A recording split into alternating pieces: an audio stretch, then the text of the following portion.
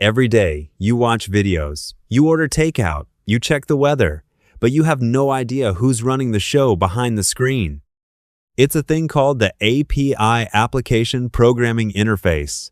Strip the jargon away, and it's a single idea you can explain in one sentence. Picture the entire software world as one giant restaurant empire. Most people never step inside. They just stare at the menu from the curb. Today, I'll walk you through the whole thing, using the logic of ordering food from the front door to the back kitchen.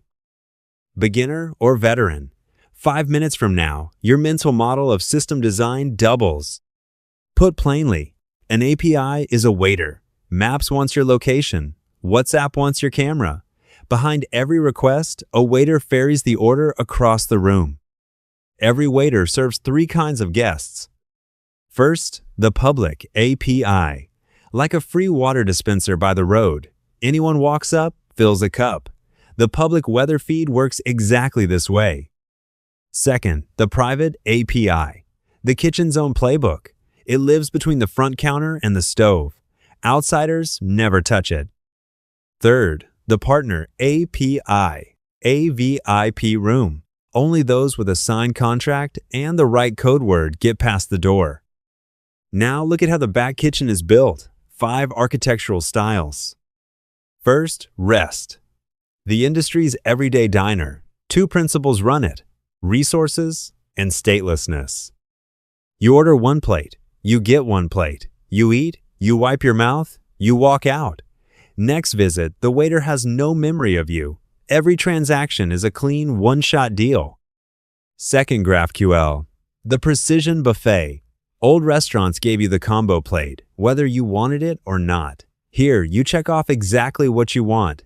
2 pieces of fat, 1 piece of lean. The server returns only that, not 1 grain more. Third, gRPC.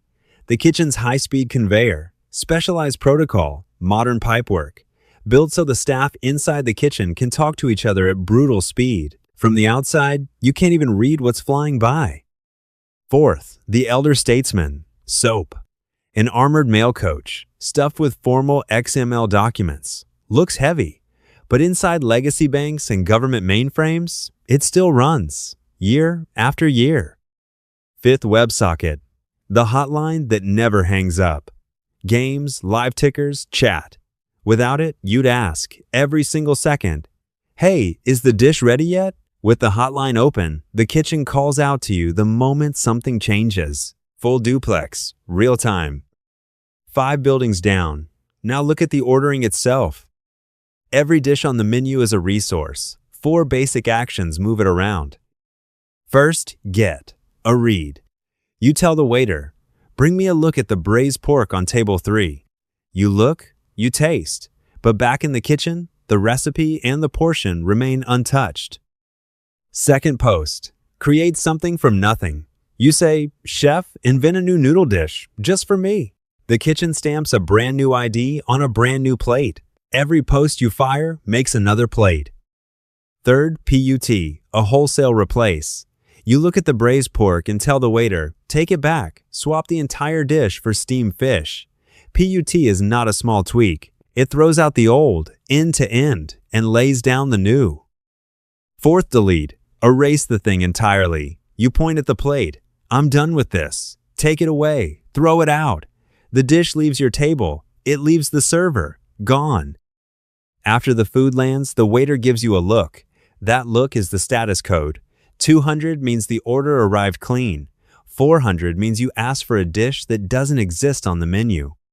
500 means the head chef just got into a fist fight and the whole kitchen is down.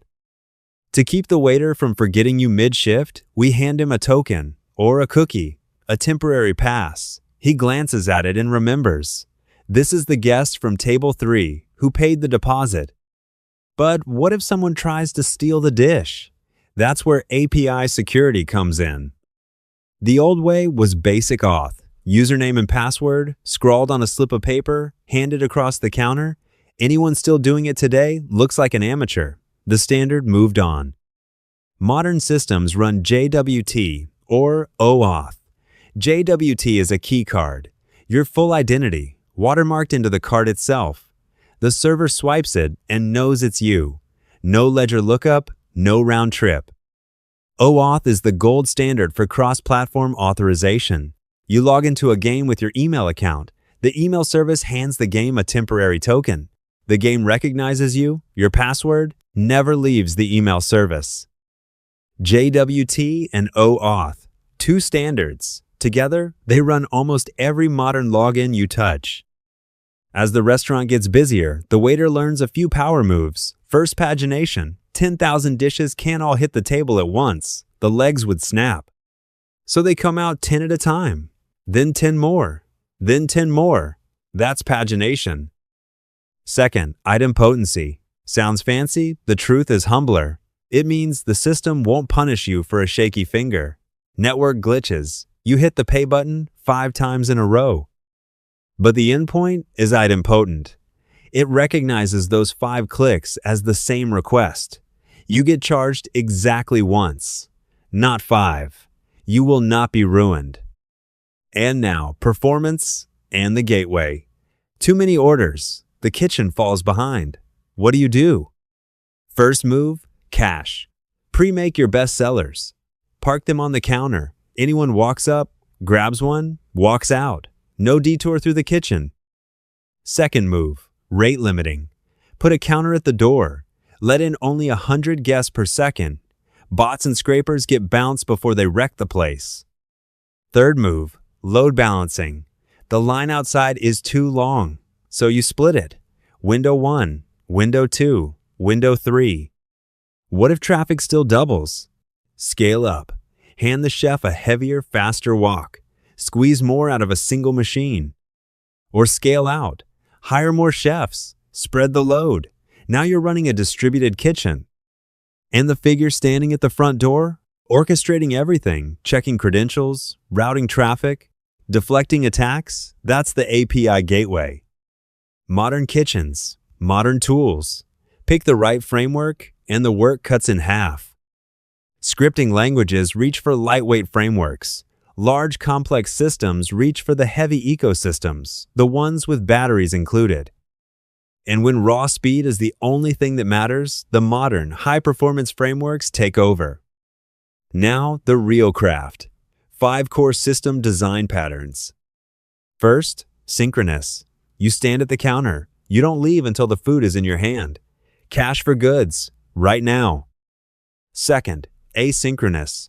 You take a number and go shopping. When it's ready, the phone pings you. Third, webhook. Event-driven. Callback. You're at home, on the couch. The package arrives. The delivery guy knocks on your door, not the other way around. Fourth, batch processing. A truck, one trip, everything loaded at once, everything delivered at once. Fifth, the message queue. Between the kitchen and the front, a conveyor belt. Dishes pile onto the belt, the front grabs them when it can. Even if the front desk steps away for a moment, the food doesn't go anywhere. The belt just keeps it. Nothing is ever lost. And that's the whole tour. From waiting tables to running a high concurrency kitchen, the entire API playbook. Get this mental model down, and the next argument with a front-end developer, the next system you design from scratch, you'll move with ease. Next time you're debugging an API, think menu first,